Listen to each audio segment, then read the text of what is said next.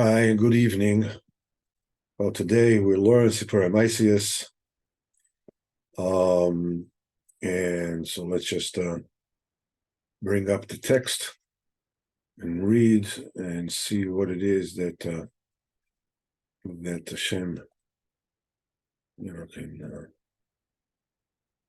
enlighten us. All right. So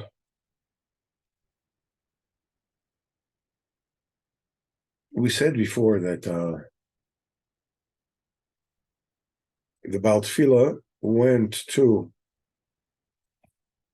the Gibor, the warrior, and to see if that was the warrior of the Melech. So one of the men of the warrior told them, it's written in their chronicles, that there was a great storm and changing sea to dry land, land to sea, wilderness of settlements, mixing up the entire world. And after the noise and upheaval, every sect was looking for the tachlis, the purposes in life, and they wanted a leader that will lead them.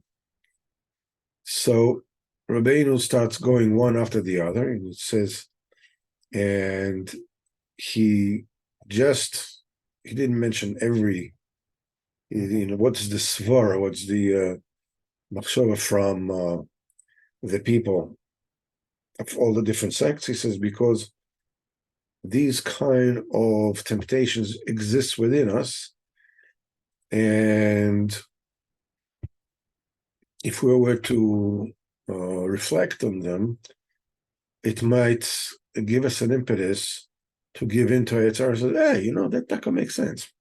So anyhow, as we will see, it says the first one sect said that the ultimate purpose is honor, because we see that honor is the most important thing in the world. Because when a person is not given honor, that is, when someone says to him something against his honor, his experience is as if his blood has been spilled. Because the main thing is honor, universally. And even after death, people are careful to give the dead his honor, to bear him honorably, and so forth. And they say to him, whatever is being done for him is being all done for his honor. Even though after death of the person has no desire for money, and he has no desire for anything, yet people do pay heed to the honor of the dead. Thus, honor is the main purpose, and so forth. Such other arguments, as Rabbeinu says, of confusion and nonsense. And likewise, all the other factions explained below, all of them had many rationales for their perplexed, foolish notions. And some of them are explained below, but Rabbeinu Zal did not want to explain all the perplexed rationales for those beliefs, because there are some rationales for them that are so perplexed that one can indeed be convinced by these four rationales, Hashem Rachem. So until it was agreed by them that the main purpose is honor. Therefore, they need to seek an honorable person who pursues honor, that is, that he pursues honor and he attains honor. Since such an quote-unquote honorable person, since he receives honor, so he, has embodiment of honor. Since he is an honorable person, being actually is not that he's actually an honorable person, it's more like he's a person who's accorded honor. Since he receives honor and pursues honor, therefore he assists nature which desires honor. Therefore, this man exerts himself for the ultimate purpose and attains it, because the ultimate purpose is honor. All this was their foolish and perplexed opinion, as mentioned. Therefore, such a man ought to be king. And so that particular sect, they went to seek such a man. And they went and found them, people, meaning, carrying an old beggar. And about 500 people were following him. And all of them gypsies. And he too, in other words, that old man they were carrying was also a gypsy. And this beggar was blind and hunchbacked and mute. And all these people followed him because they were all his relatives. And because he had sisters and brothers and his descendants, until they became a large group who all followed him and carried him. And was very strict about his honor because he was a very angry man and always got very angry at them with great severity, and always commanded that other people should carry him, and always got angry at them. Hence, the elderly beggar was very, quote unquote, honorable, as it were, because he had such honor and also pursued the honor, because he was so strict over his honor, as mentioned. Therefore, this beggar pleased this sect, and they accepted him as king. And since geography influences character traits, because there is a terrain that engenders, and is conductive to honor. Likewise, as a different terrain engenders different traits. Therefore, this sect who proud for themselves that the main purpose is honor, so the country that endangers honor. And they found such a country conducive to this, and they settled there. So let's take a quick look at this, what this might mean for us, and what is this union of honor? That there's definitely a point of truth, which this is what Irina said. It's the reason why he didn't want, to go get into all the different kind of svaras behind, the different sects. The truth is, the main tachlis of the Bris Ha'olam is for the COVID. That's what it says. Chazal Seches Obis says everything that HaKadosh Baruch Hu has created in his world, he created it only for his own honor. It is said in Yeshaya, Nikra Bishmi, everything is called in my name. Ichvoidi Brasiv, it's also I created it, I formed it, and I made it. The COVID is Tikkun Olam. The thing is that our true relationship with the HaKadosh Baruch Hu is predicated on us honoring HaKadosh Baruch Hu. You see, the thing is that it's not an arbitrary thing. Is that HaKadosh Baruch Hu is so exalted that to honor him is the most obvious thing in the world. That's the midah that is the most obvious, because the Kadosh Baruch Hu is the only one who is totally honorable, and to him, he's a Melech HaKavod. All the honor belongs to him. It's like, that somebody who likes art, okay, so he sees a painting by Rembrandt, something like this. So he becomes, it gives, great honor to this. And so why they give it? Because that's for them is the tachlis. Because for him art is a tachlis. So somebody who has achieved that, quote unquote, this kind of proficiency in art, automatically it engenders the feeling of respect, and people honor that. Not long ago I saw that the New York Times talked about some incredible discoveries from hair that was cut off Beethoven before and after he passed away. And I read this article and I was like, Are you serious? So they have all kinds of things. When before he passed away, the people that, I mean, everybody knew during his time that he's possibly the greatest composer that ever lived. And music for those people was the tachlis of everything. So they cut strands of hair from him before he passed away. And right after he passed away, they said when he was buried, he was practically bald from all the strands of hair that people, locks of hair that they cut from him. And so they had certain kind of history of what's the story with Beethoven, where it comes up. There is actually a whole family in Holland that their name is Van Beethoven, that everybody considers to be descendants of Beethoven. And they're very important, and they are like, they are descendants of Beethoven, even though, he didn't have any children. But nevertheless, they are his family. So they took the hair, and first of all, they found that a specific lock of hair that was put in whatever kind of museum is bichlal fake. That's point number one. Point number, they found seven strands of hair that came from different provenance.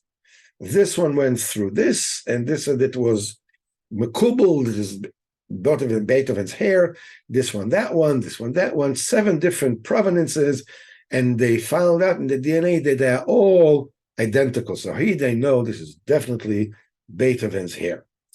And therefore they found that all this, practically all the stories they tell about him are not true.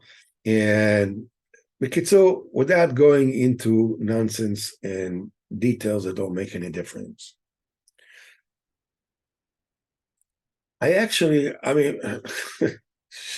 should forgive me, I actually put in a comment. I said, the only anything that matters is his music. What do you care? But that's the tachlis is therefore, if somebody reaches the tachlis, the ultimate, immediately they give honor to somebody who reaches that tachlis for them. Because it comes from an nekuda of emes that everything was created for the kavod of Kodesh Baruch Hu. Kodesh Baruch Hu created everything from his honor because it should be created for his honor. And the kavod is tikkun olam. As Likutei Maran in Sinit Bes Tanina. That's why Kodesh Baruch Hu has stamped in the Bria that every person has to nullify himself to somebody else. I think Bob Dylan has a song that says you got to serve somebody. This is maybe you're a congressman, maybe you're a barber, maybe you're a socialite, maybe a politician taking graft, whatever it is, but you got to serve somebody. No matter who you are, you got to serve somebody. It's a very cynical song, but the truth is so. You got to serve somebody, either your parents or the head of a tribe, or to the king, or to your boss. And the reason why that was done that way is because the kavod is tikkun olam. That a person should understand from the fact that he's supposed to give kavod to other people. There always is somebody that you have to serve, that you have to give kavod to. A person should understand he has to give kavod to HaKadosh Baruch Hu. The problem with this particular sect, that is obviously very, very prevalent, is that they took HaKadosh Baruch Hu out of the picture. HaKadosh Baruch Hu is not in the picture. Immediately they started twisting the whole thing, and they made a mistake. And they got to the ikka that what is the main kavod that the person demands for himself. We see that the nature of men is that the person needs to be dignified, to be honored.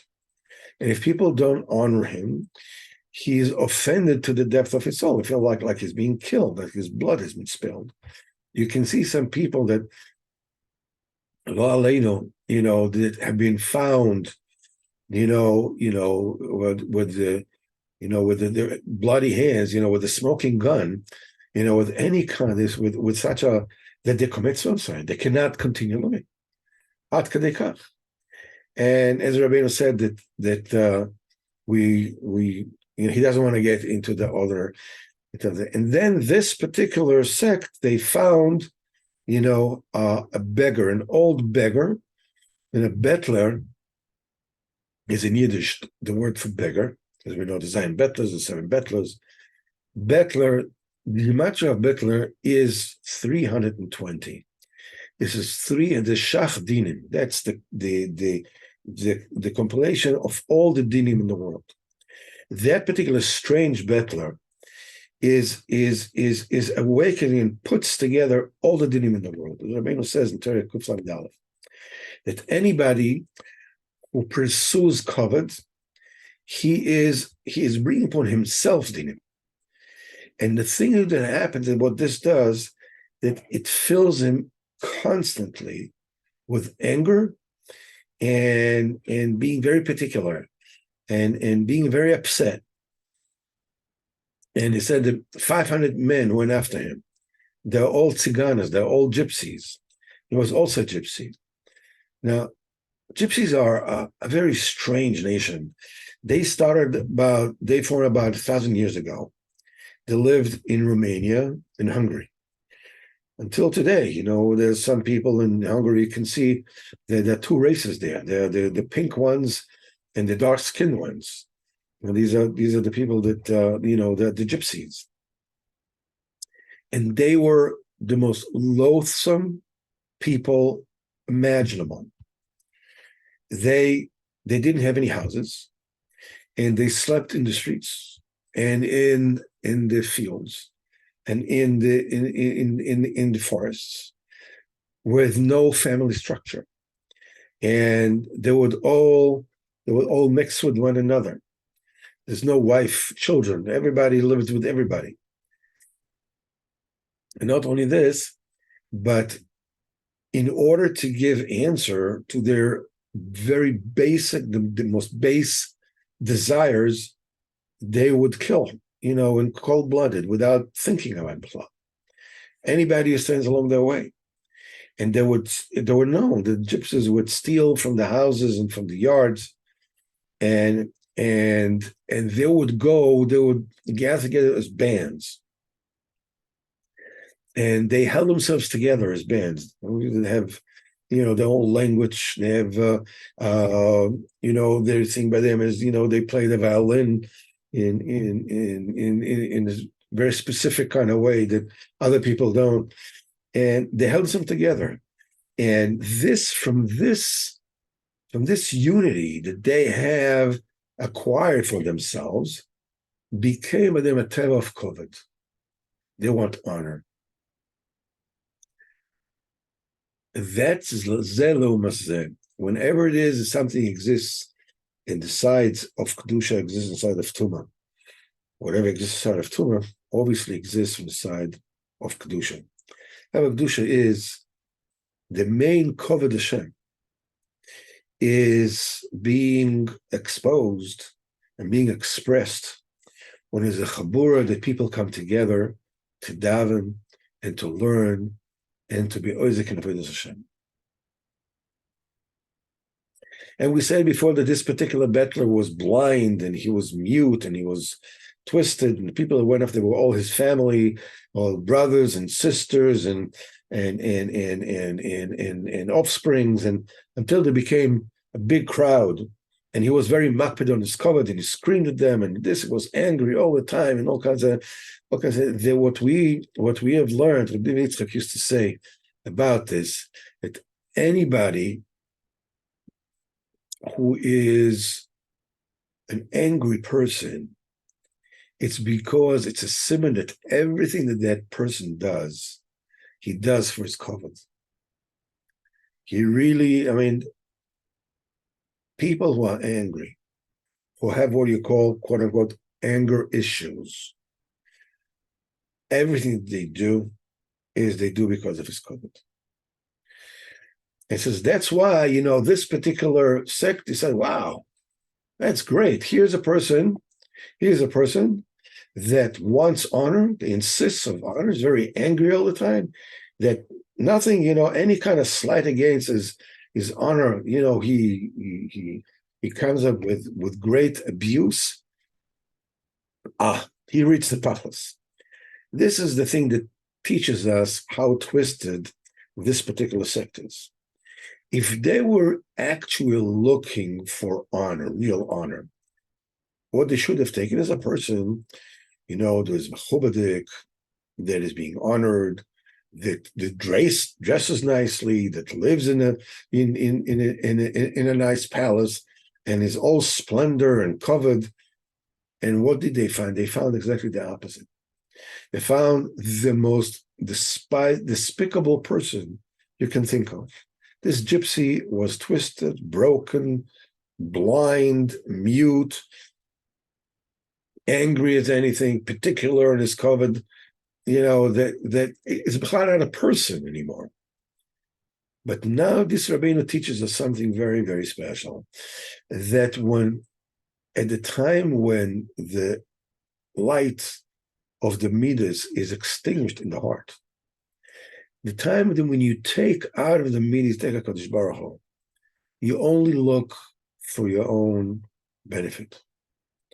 That midah grabs a person in a sick, twisted fashion, and he goes further, down the hill, until he actually finds total filth, total stench that looks like covet, that appears like covet, and he thinks that's a tachlis. This is because that's the mitzias of what is called the nefesh habahamis, the animalistic soul, that has all this midas, all this because of the shvira, of the shattering of the vessels. A person falls down to become mamish like a behemoth, until he doesn't think there's anything weird about it. I don't have to tell you what's going on around the world.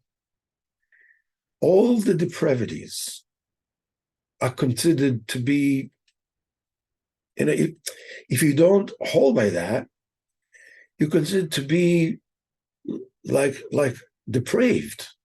If you don't hold of depravity, you are depraved. And anybody that holds the depravity, being depraved is honorable. And if somebody who is a man has something inside him that tells him he's a woman, he's supposed to be able to go to the women's bathroom. And that's covered, because that's a tachlis. Depravity, and perversion becomes the tachlis. And what can I say? You know as well as I do where this leads a person. And Rabbeinu is telling us this funny story. I mean, this kind of looking for a beggar. I mean, we're talking to people like the Queen of England, the King of England, or whatever it is. This is covered, or a rich person is covered, whatever it is. And Rabbeinu tells this kind of a funny story. I mean, it's like almost like caricature. The reason is because Rabbeinu is showing us through this funny story, to discover the stench that exists within us, how our own bad midas look. All this caricature is found in each and every one of us. That's why Rabbeinu didn't want to tell us all the different svaras, the older rationales, twist rationales, because it would actually, pull us after them. Because, Yetzer Hara does every single day, it puts different kind of rationales into a person, that the person will look to make himself into a Melech HaKavod. And what comes out? That a person loses his temper and he demands kavod. He demands to have a chomadim aliyah. He thinks that all the olam appreciates him. And in the end, everybody sees that he's just looking for kavod b'feres, and he becomes a joke. I mean, I don't know if you ever met somebody who demands honor with such with such zealotry that he's a joke, and he doesn't get it. He thinks that people actually, that people actually are giving him a kavod. And they said they look for a land that engenders this kind of midah. We know that people come from different places.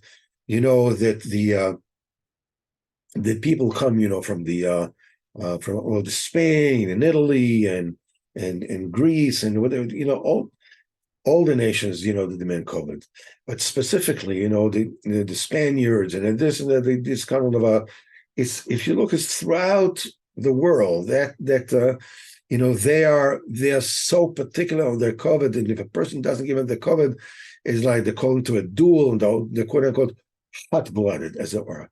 Go a little bit north. You go a little bit north. You go to the French already. They have the honneur, whatever it is. But it's almost like a caricature. But if you go even further, you go to for the Netherlands or whatever it is, the people there are like so blasé that it looks like, yeah, obviously people are looking for honor, but it's not a big spritz. It's not a big no thing by them. And if they go higher and higher, people become more frigid, more whatever it is. The geography, engenders that. See, this particular thing wanted to say, this is, you have to look at what's important in nature, not what's important, what people say. You have to look at the way what nature itself is. The thing remains. It's not just kavod that we get, it's the kavod that we give. How particular we are on our own kavod. And, rich people, Rabbeinu says that it's the nature of people, you have to be close to them, give them honor. And honor is a big problem. And the thing is that a person should always flip the nikudas ha'emes in this Indian of kavod, of honor, is that we always need to flip it over and honor somebody else. The fact that we want our own interests is the thing that keeps on causing us shalom bayis problems, and as we'll go later on, B'ezrat Hashem, next week to the second sect to talk about Retzicha, talk about murder, which is obviously a derivative of this union of kavod. The way to elevate this union of kavod is by giving somebody else the kavod. As much as you want, so why do I want the kavod for myself? Obviously, because the light of the Kodesh Baruch Hu is dimmed by me. Okay. Just because it's true, it doesn't mean that the Kodesh Baruch Hu didn't do this intentionally.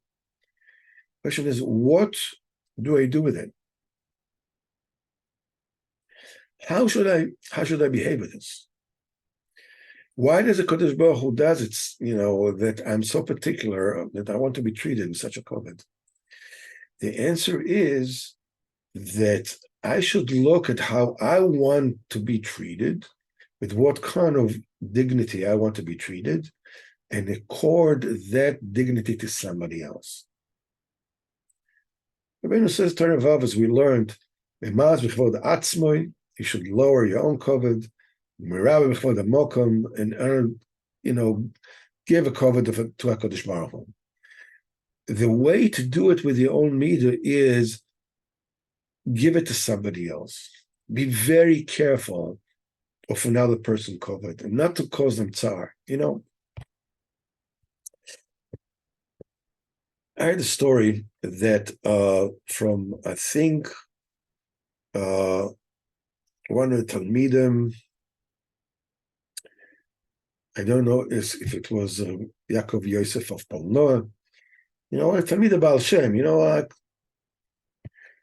or Mechazlochev, I'm not sure who the story was from. I heard it from Melech Biderman, but I don't remember who the story came from, who the originates. Now, one of his Talmidim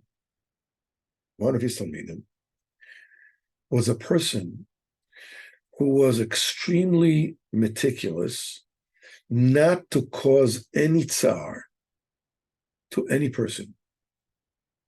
All his life, that was his thing, not to cause tsar.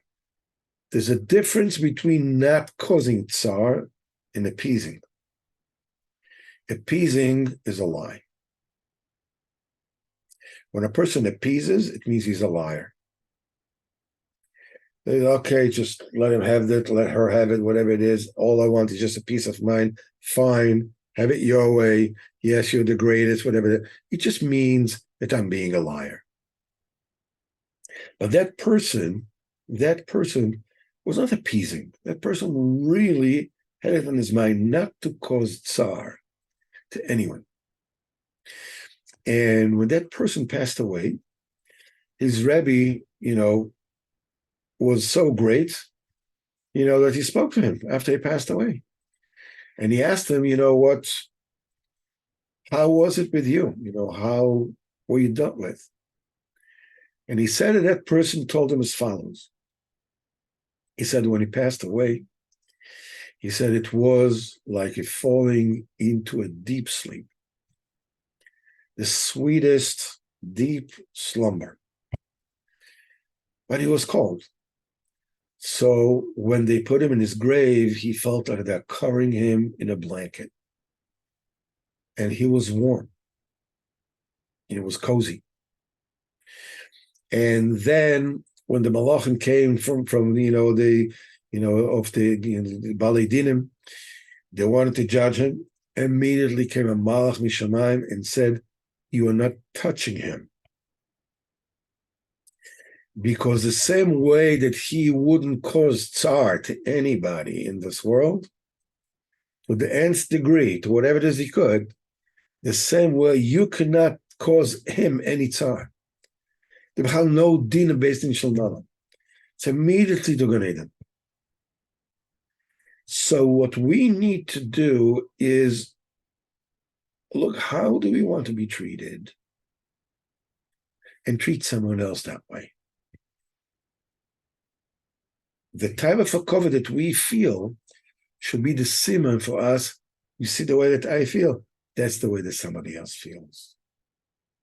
This is the kind of cover that I should give to them.